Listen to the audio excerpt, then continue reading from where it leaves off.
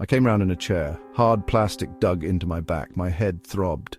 Everything felt fuzzy. Where was I? I looked around. A room. A waiting room. Pale walls. Rows of chairs like mine bolted to the floor. A reception desk stood empty at one side. No windows. The light felt harsh, too bright. My mind was blank. I could not recall arriving here or even my name. Panic started to bubble. Two people sat nearby, a woman in a floral dress staring at the wall opposite. A man in a grey suit, equally fixed, eyes on nothing. They were still. Statues in chairs. I looked to the reception desk again, still empty, no sound. Just a low, constant hum from somewhere unseen. I stood up, my legs felt weak, shaky. I took a step, then another. The room seemed to stretch on. The distance to the reception desk remained the same, no matter how many steps I took. It was playing tricks on me. I walked to the woman. I stood in front of her. Her eyes remained locked on the wall, blank, no flicker of recognition, no awareness of me at all. I waved a hand in front of her face. Nothing. She was there but not present, like a doll. I moved to the man, same thing. Staring, unseeing, lost in some internal space, or simply not there behind his eyes. A chill went through me. This place was wrong. Back to the reception desk. I leaned over it, peering into the space behind. A computer screen, dark, papers stacked neatly, a pen in a holder, utter stillness. No sign of anyone having been here recently or ever. I needed to get out.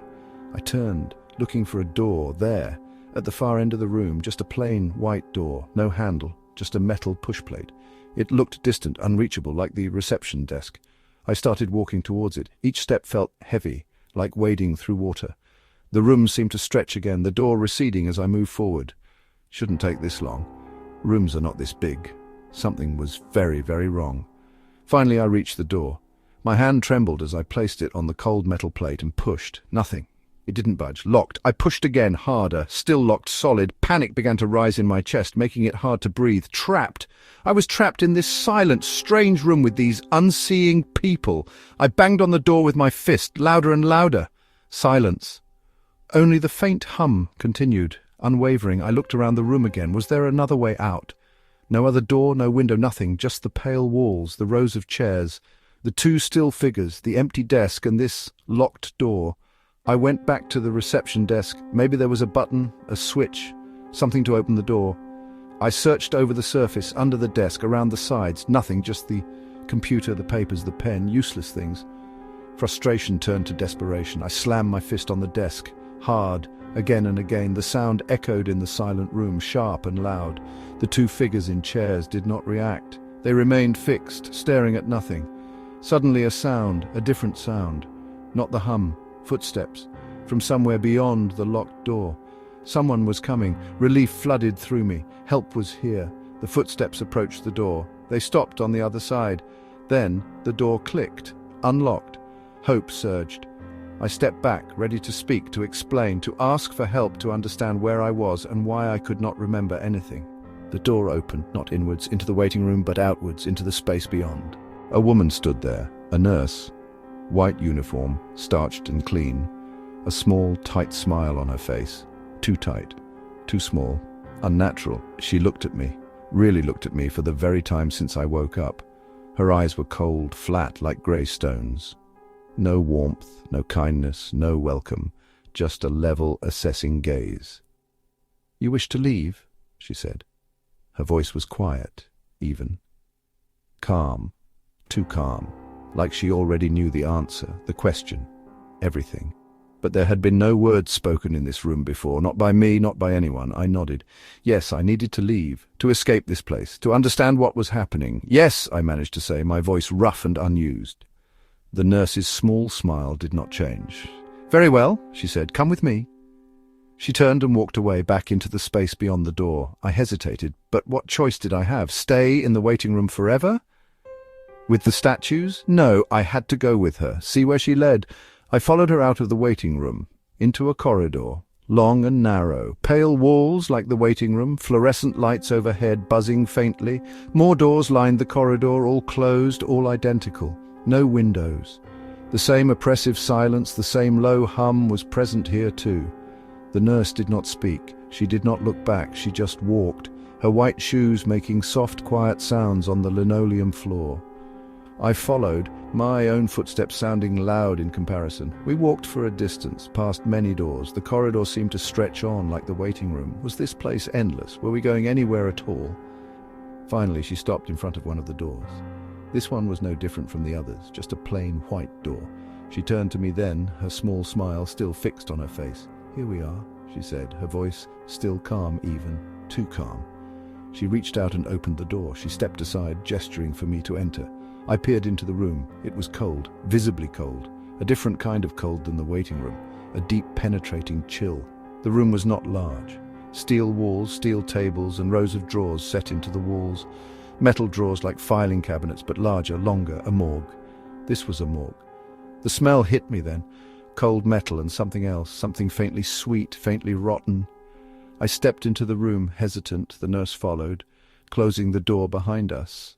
The click of the door closing echoed in the cold space. She turned to face me, her smile widening just a fraction, still unnatural. She walked to one of the rows of drawers. She stopped at one, in the middle of the row. She reached out and pulled the handle. The drawer slid open smoothly, silently, too smoothly. She stepped back, gesturing towards the open drawer. "Yours," she said. Just that one word. "Yours." I looked into the drawer. Inside, on a steel tray, was a body covered by a white sheet, shaped like a person still. I stared at the drawer, at the body, at the nurse, confused, terrified. What did she mean, yours? Slowly I reached out a trembling hand and pulled back the sheet just a little, just enough to see the face. The face in the drawer stared back at me. My face, cold and pale, eyes closed, dead. Above the drawer on a small metal label was a name, my name.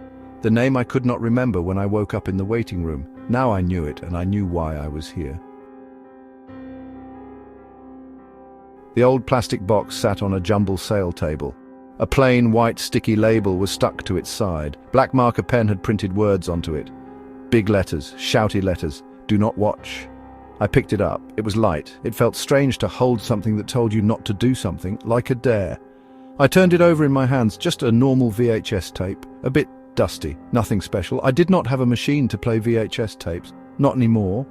Years since we had one of those big, clunky things, we moved on to DVDs. Then streaming. VHS was history.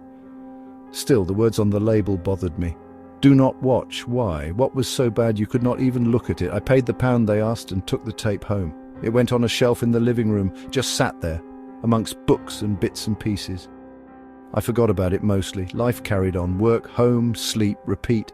The tape was just another object on a shelf. Night came, as it always does. The house became quiet. Everyone else in bed, asleep. I was still up for a bit, reading.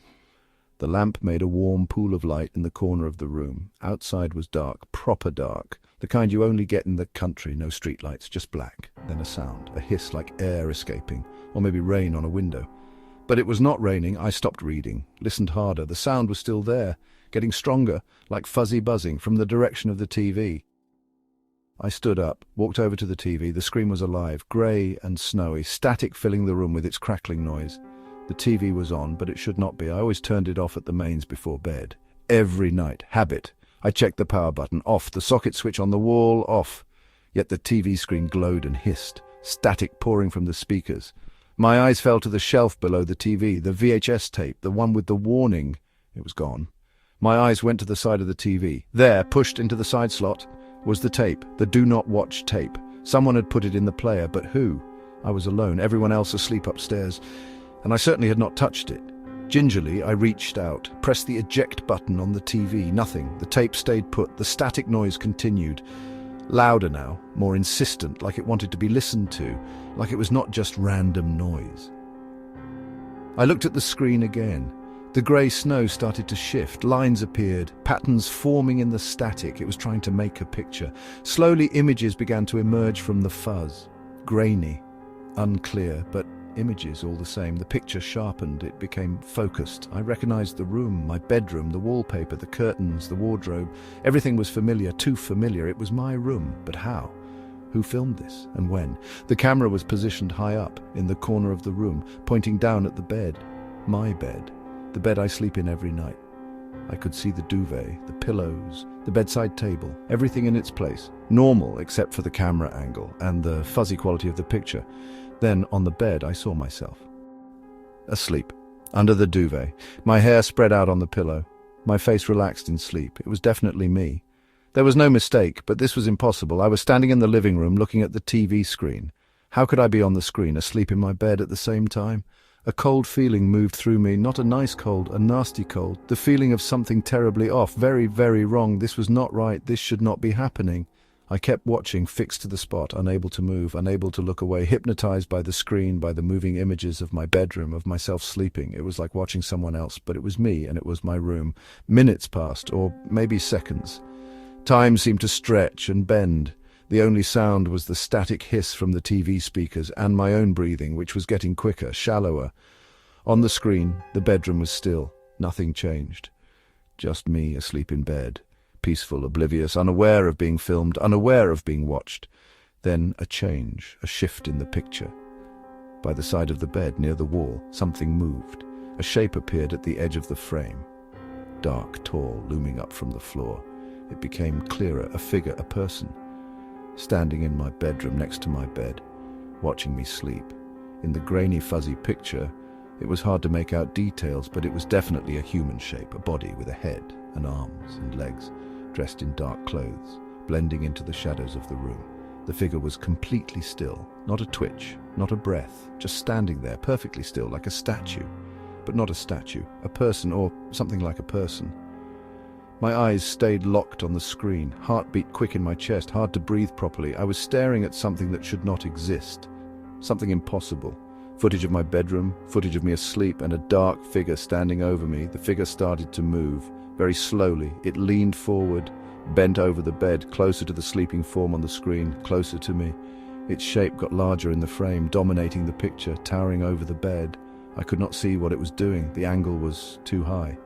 Looking down, all I could see was the dark shape bending over the sleeping figure on the bed. The static noise from the TV seemed to get louder again, more insistent, pressing in on my ears, making my head spin. The picture on the screen flickered slightly, then went back to normal. The figure was still there, bent over the bed. I wanted to shout, to scream, to make a noise, but no sound came out. My throat was tight, my voice trapped. I was frozen, completely, utterly frozen, watching the horror unfold on the screen. In my own bedroom, with me as the unknowing victim, the tape kept playing. The figure remained bent over the bed. The static filled the room, and I stood there, watching, unable to move, unable to look away, knowing that somewhere, somehow this was real, or had been real, or maybe still was. The tape just kept on going. The night shift began as usual. Empty seats greeted me as I walked onto the bus. The route was always quiet late at night, mostly empty stretches of road. I started the engine, checked my mirrors, and pulled away from the depot. Streetlights flashed past the windows, painting stripes of light and dark inside the bus. Another stop, then another, each empty. I adjusted the mirror again, scanning the road ahead. At the next stop, the doors hissed open. A lone figure stood at the curb. They stepped onto the bus. No word was spoken. They moved to the back and sat down in a seat near the rear doors. I watched in the mirror as they settled. They kept still, facing forward, not looking around. The journey continued. The only sound was the engine and the hum of the tires on the road. I glanced in the mirror now and again. The passenger remained still, not a twitch, not a turn of the head.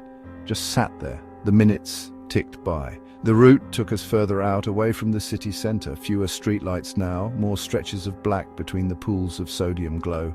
Each stop passed without anyone else getting on or off, just me and the passenger in silence. I began to feel it, a prickle at the back of my neck, a little knot in my stomach. It was nothing definable, just a sense.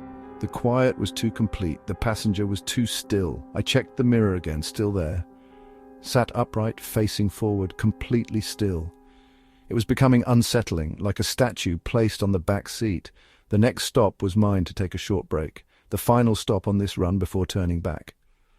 I pulled into the bay, switched off the engine, and the sudden silence felt absolute. I stretched, opened the driver's door and stepped out. The night air was cool and still. I needed to check the back before the return journey. Standard procedure. I walked down the aisle between the rows of seats. Empty, each one empty. I reached the back row, the last seats by the rear doors. Empty.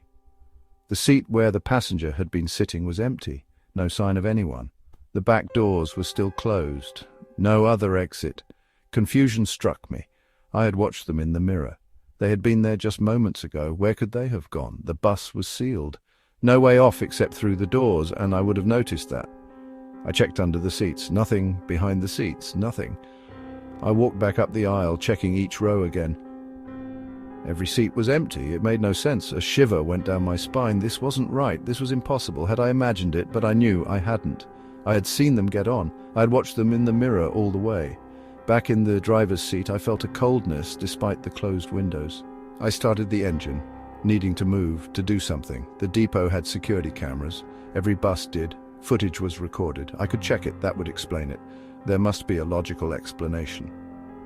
Back at the depot, after finishing the shift, I went straight to the security office. I explained what had happened. The security guard looked at me, a bit bored, but agreed to check the footage. We sat in front of the monitor. He found the recording from my bus from the time the passenger got on. There it was, clear on the screen, the bus pulling up, the doors opening, the lone figure stepping on. The figure moved to the back and sat down, just as I remembered. The camera angle shifted slightly to show the back seats more clearly. The passenger was there, sat still. Then it happened.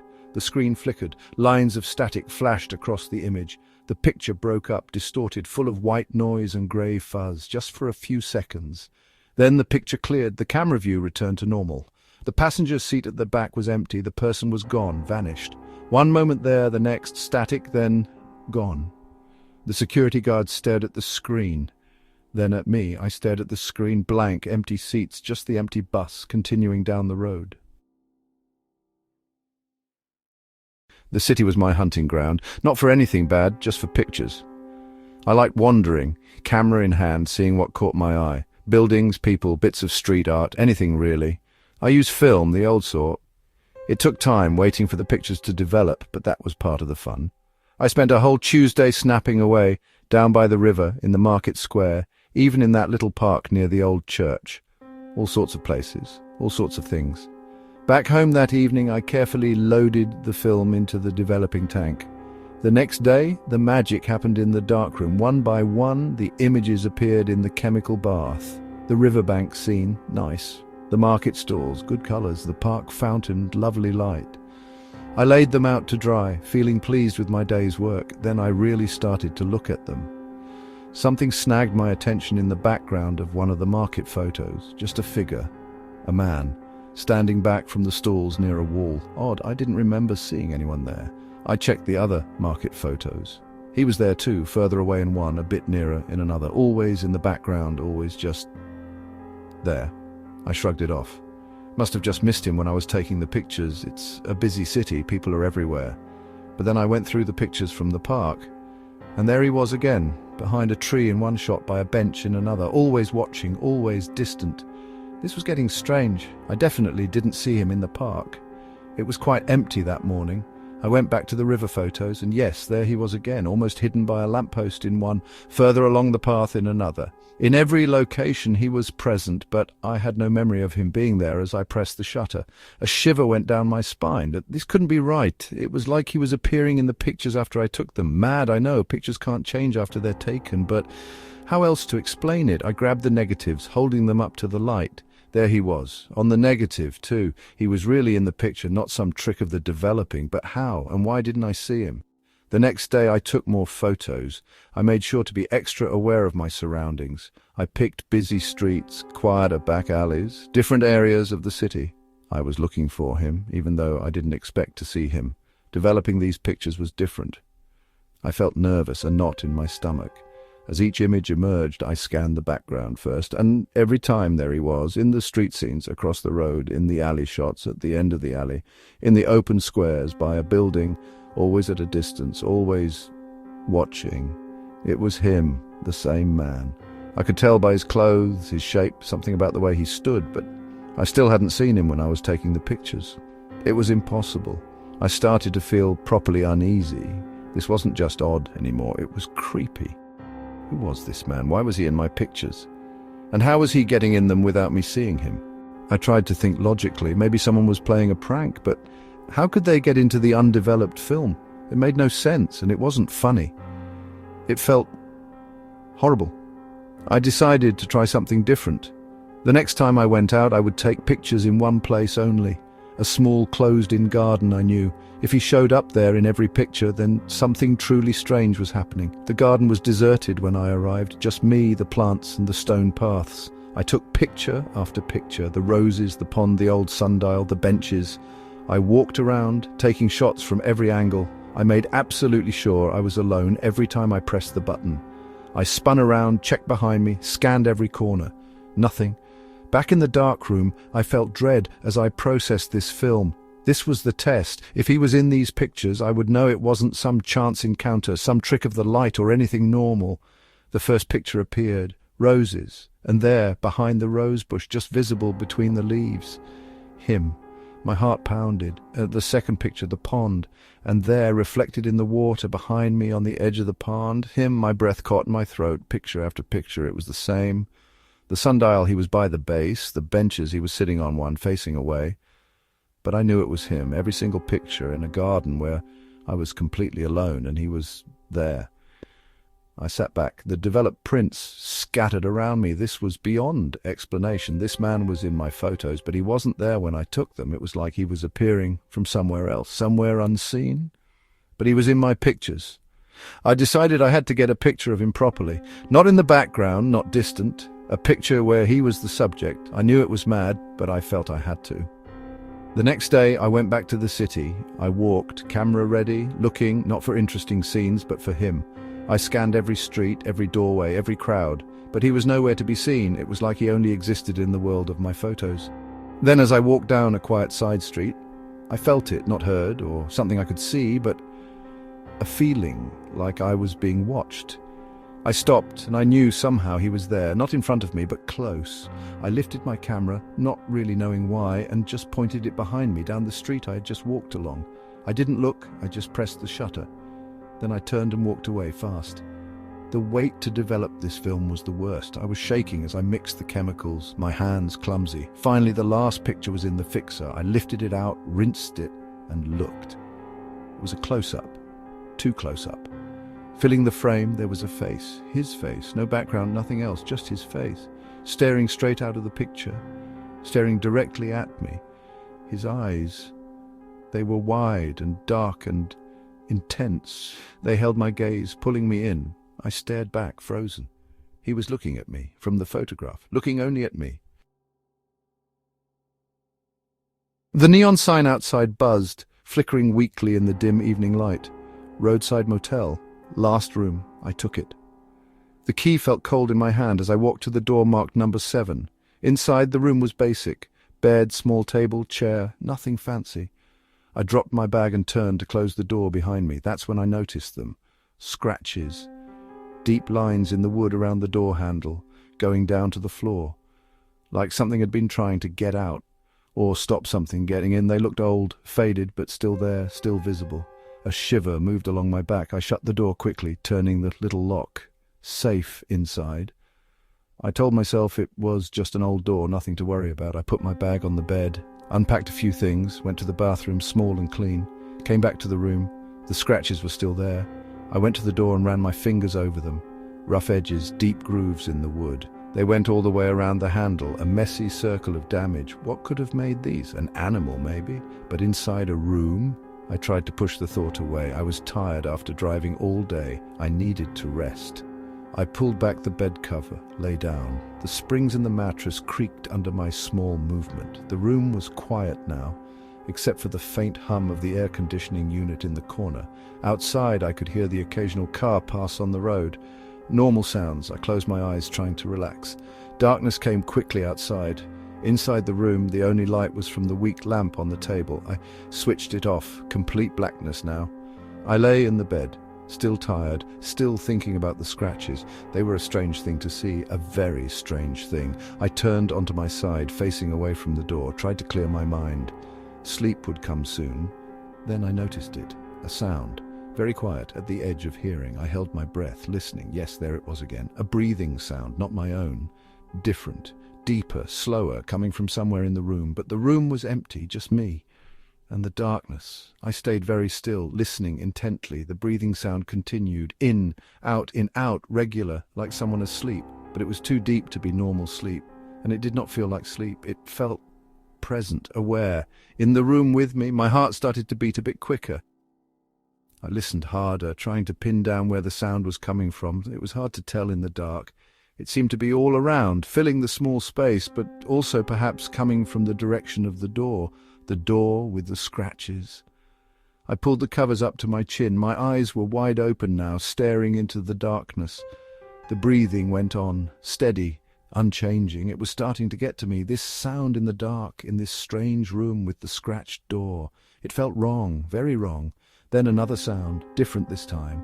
Footsteps, light steps at location far away, then nearer, just outside the room. In the corridor, perhaps. Someone walking past? Maybe. But the motel was supposed to be empty. The sign outside said no vacancy. Last room taken? By me. So who was walking outside my door? The footsteps were coming nearer, moving along the corridor, towards my room. Room number 7, my room. I held my breath again, tighter this time, listening. Each footstep was distinct now, crisp and light on the floor outside. They were not rushing, not running, just coming closer and closer, right outside my door now. I could almost feel them there, on the other side of the thin wood. So close. The breathing sound seemed to get a little louder too, or maybe it was just my ears becoming more tuned to it. In, out. Footsteps outside, just there. And then they stopped, right outside my door. Complete silence, except for the breathing sound inside the room. The footsteps had stopped just outside. Were they listening too? Were they standing there on the other side of the door, listening to me? And to the breathing? I wanted to move, to get out of bed, to turn on the light, to open the door and see who or what was standing there. But I couldn't.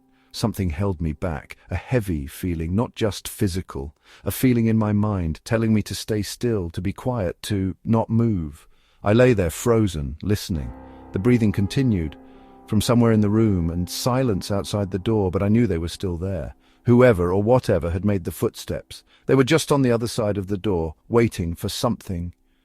Minutes seemed to pass, long, stretched-out minutes in the dark.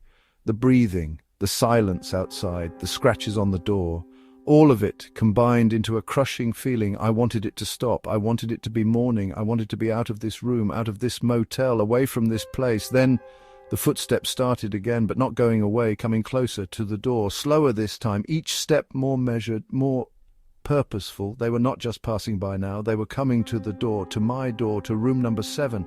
The steps came right up to the door again and stopped, right against the wood. I could feel the presence there now, on the other side, close, very close.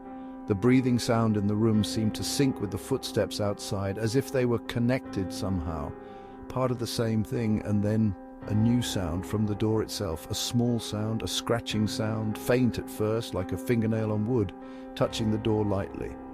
Then again and again.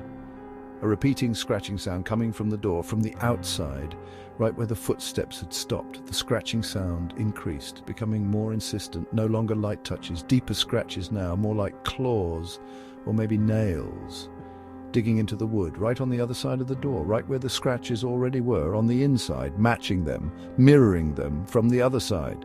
The scratching became louder, more frantic, tearing at the wood. I could almost feel the vibrations through the bed now. The door was being attacked from the outside, and the breathing sound in the room was getting stronger, deeper, more intense, filling the space. The scratching went on and on, relentless, tearing, ripping at the wood of the door, and the breathing sound inside the room grew even louder, closer, as if it was moving too, moving from wherever it had been before, towards me, in the dark. The scratching stopped suddenly. Silence, just for a moment, then a different sound from the door.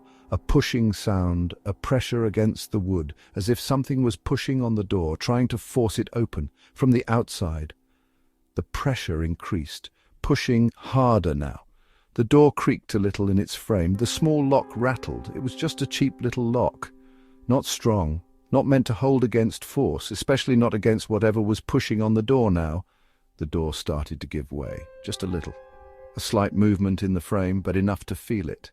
Enough to know that it was not going to hold for long. Whatever was outside was pushing and pushing harder, and the door was starting to open. A thin line of light appeared around the edge of the door frame, coming from the outside corridor light, just a sliver at first, but it widened, growing longer. as the door was pushed open further and further, the gap becoming bigger. The breathing sound was right next to me now, very close. As the door opened more, I could see something in the widening crack of light, just a shape, darker than the dark, just on the other side of the door, getting bigger as the door opened wider. The door swung inwards, pushed open fully now, banging against the wall with a small thud, and the shape was there, in the doorway, filling it, obscuring the light from the corridor, just a dark shape, and the breathing very close, right there, in the room with me. I moved into the flat last week. The place seemed perfect, bright during the day, quiet at night. I unpacked, settled in, and thought I had finally found a peaceful home. Then the sounds began after dark, faint sounds from beneath the floor, like little claws gently tapping. I paused, listening intently. Silence returned. I dismissed it. Old building noises, I imagined. Floorboards settling, pipes cooling, nothing to worry about.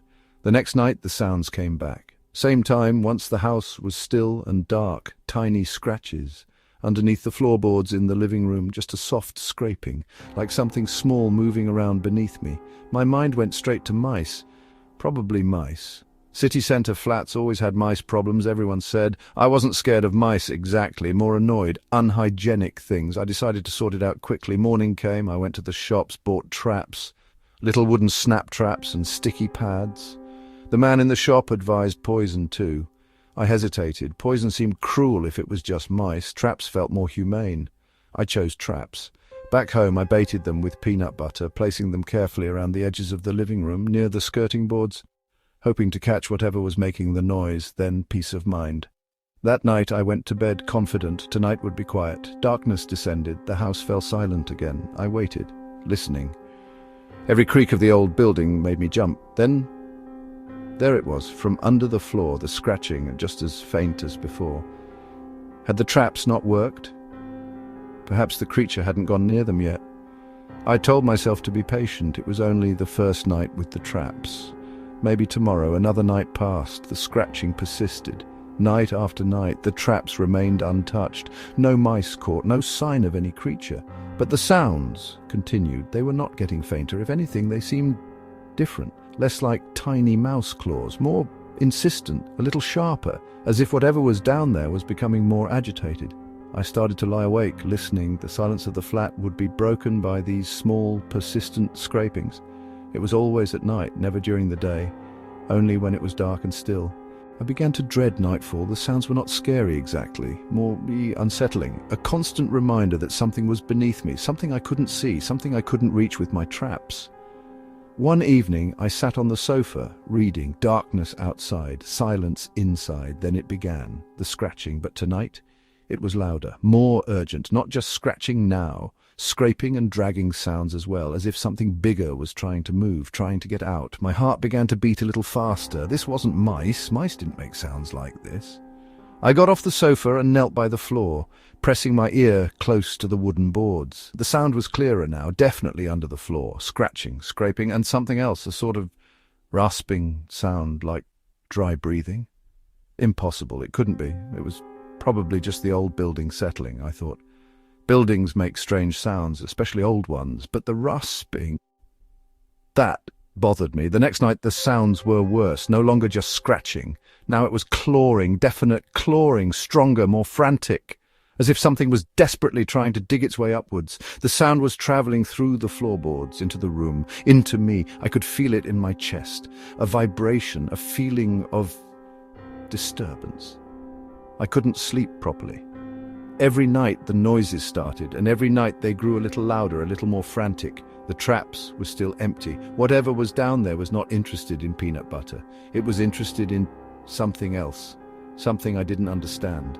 Fear started to creep in, not a sudden, sharp fear, a slow, growing dread, a feeling that something was fundamentally amiss, something beyond just building noises or mice.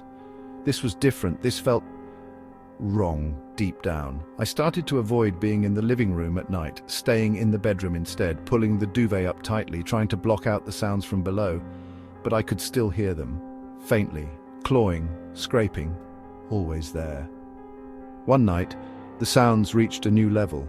No longer just clawing, it was banging, hard bangs from underneath the floor, as if something heavy was being thrown against the underside of the boards. Bang, bang, bang. Each bang resonated through the room, shaking the floor slightly, making the lampshades rattle. This was not mice or settling building. This was something else entirely. I couldn't ignore it any longer. I had to know what was under there. Traps hadn't worked. Ignoring it hadn't worked. The only option left was to look, to actually see what was beneath the floorboards.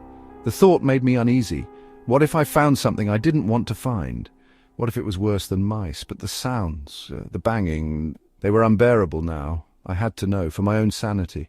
Morning came. I felt tense, exhausted from lack of sleep, but determined. Today I would find out what was under the floor. I went to the hardware shop again, this time for tools, a screwdriver, a small crowbar, gloves. I told the man I was doing some DIY. He nodded, not looking interested. Back home I gathered my tools. My hands were shaking slightly. I put on the gloves, took a deep breath. In the living room, I knelt by the floorboards, examining them. They were old wooden planks fitted together, gaps between some of them, dust and dirt collected in the cracks. I chose a section near the wall where the banging sound seemed loudest last night. Inserting the screwdriver into a crack, I started to pry gently. The wood creaked, dust puffed out. Slowly, carefully, I worked at lifting a board. It was stiff, jammed in place by years of dust and pressure, but finally, with a loud crack, it came loose. I lifted it out, then another and another, creating a gap in the floor. Darkness beneath, an opening into the space below. A musty, earthy smell drifted up from the hole. I peered down into the gloom. It was dark under there, very dark. I couldn't see much at first. Just shadowy shapes, dust and cobwebs hanging everywhere. The space was surprisingly deep, more than I expected, like a shallow cellar space under the floor.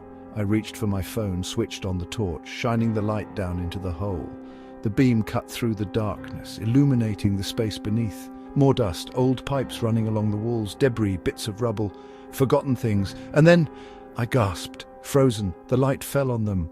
Scratch marks, deep gouged lines in the wood, on the underside of the floorboards above, and on the wooden joists below. Everywhere, lines upon lines of scratches, running towards one particular point, towards the far corner of the space. Moving the light, I followed the direction of the scratches. They were not random, they were purposeful, driven, all pointing towards that corner. Reaching the corner, I shone the light and saw it. A section of the floor below seemed different, not wooden boards. Something else. Darker, solid, like stone or concrete. I leaned closer, peering into the corner, clearing away some dust with my hand, revealing more of the surface. It wasn't stone, it was sealed. A sealed section of the underfloor space, as if a part of it had been deliberately blocked off, covered over, hidden. And the scratch marks, they were all leading to this sealed area from all directions. Across the underside of the floorboards, across the joists, desperate scratch marks, cutting deep into the wood. The realization crashed into me. Cold, terrifying, the scratching sounds, the clawing, the banging. It wasn't rodents. It was something trapped behind that sealed section, trying to get out, trying to claw its way through the floor, trying to be heard. The scratch mark, they weren't old. They looked recent, fresh, as if they had been made just recently. My breath caught in my throat. My heart pounded against my ribs. Someone had been down there, trapped, buried, alive, and they had tried to claw their way out, leaving those scratch marks, desperate, frantic scratches, until silence, and then only the faint scratching noises at night, echoes of that desperation, fading echoes under the floorboards, under my feet. The sealed section remained there, solid and dark in the torchlight, holding its secret, holding whatever was behind it. I stared at it, unable to move, unable to breathe properly. The air in the room felt suddenly cold. The silence now was not peaceful, it was heavy. A silence filled with the weight of something unknown, something buried beneath the floor. The scratching had stopped, but the silence was far more disturbing. The lorry rumbled onwards through the countryside. I needed to shave off some time on this run, and the map showed a shortcut. A smaller road, but it looked direct enough. Turning off the main route, the tarmac narrowed, tree branches reaching over like bony fingers. It was getting dusky, even though it was only late afternoon. After a while, I needed petrol. The gauge was getting low. Just when I thought I might be stranded, a glow appeared ahead. A petrol station. Relief washed over me as I pulled onto the forecourt. It was a small place, one pump, a dimly lit kiosk, and nothing else around. bleak, deserted. A man emerged from the kiosk as I got out of the lorry. He was thin, face-lined and worn. He didn't speak, just looked at me with eyes that seemed to hold a deep tiredness. I told him to fill the tank. He nodded, wordless, and started to put the nozzle in. He moved slowly, methodically, taking his time. While the pump was running, I went into the kiosk to pay. The inside was cramped and dusty. A few shelves held cans of oil and snacks that probably been there for years. The man followed me in. I took out my wallet. He looked at me again, his gaze intense for a moment. He pointed a bony finger out the window, back the way I had come. Then he shook his head, a slow, deliberate shake, then pointed again, this time in the direction I was heading, deeper into the country lanes. He mimed driving, then drew a finger sharply across his throat. I frowned. Was he saying the road ahead was closed or dangerous? I gestured forward, asking if the road was all right. He just repeated the throat-cutting gesture, his eyes fixed on mine. It was unsettling. Superstitious locals, probably, country folk and their strange ways. I paid for the petrol. He gave me my change, still without a word. As I turned to leave, he pointed once more to the road ahead, then to the sky, which was growing darker, and shook his head again. Back in the lorry, I dismissed his odd behavior, probably just trying to scare tourists. This shortcut would save me hours. I started the engine, put it in gear, and pulled back onto the road. The petrol station receded behind me in the mirror, a tiny island of light in the gathering gloom. As I drove on, a mist started to drift across the fields. Thin at first, wisps of grey that danced in the headlights. Soon it became denser, swirling around the lorry, reducing visibility to just a few yards. It was odd how quickly it had come in. I put on my fog lights and reduced my speed. The road twisted and turned, narrow lanes edged by hedges that seemed to press in on either side. The mist was getting thicker, a white blanket that muffled all sound. The world outside the lorry cab had shrunk to the space illuminated by my headlights. Everything else was just grey, impenetrable. I checked the fuel gauge again. Still showing full. That was odd. I'd driven a fair distance since the petrol station. It should have moved slightly by now. Maybe the gauge was stuck. I tapped it a couple of times, but the needle remained firmly at full. Strange. The road began to feel familiar. Too familiar. Hadn't I passed that gnarled oak tree a while ago?